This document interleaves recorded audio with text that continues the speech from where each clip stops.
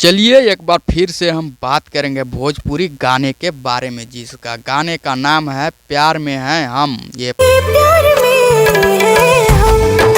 Power star Pawan Singh का गाना है और ये 2 रोज पहले नहीं 23 घंटा हुआ है इस गाने के आए हुए और 5 मिलियन प्लस हो चुका है इस पर व्यूज सिर्फ 23 घंटा में।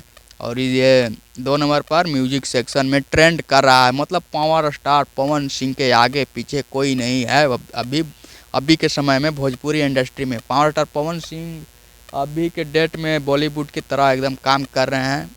उनके साथ बॉलीवुड के एक्ट्रेस, बॉलीवुड का सिंगर पायल देव के साथ ये गाना आया पावर स्टार पवन सिंह का। पहले वो गाना सुनिए आप।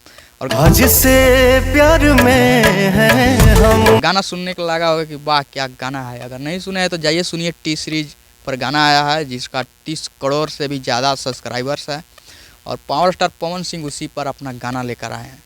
कोई छोटा मोटा बात नहीं है, मतलब बहुत ही बढ़िया से पहले नहीं बन चुका हुआ ऐसा गाना जो पावर स्टार पवन सिंह कर रहे हैं। तो चलिए मिलते हैं अगले नए वीडियो में। हाँ तेरे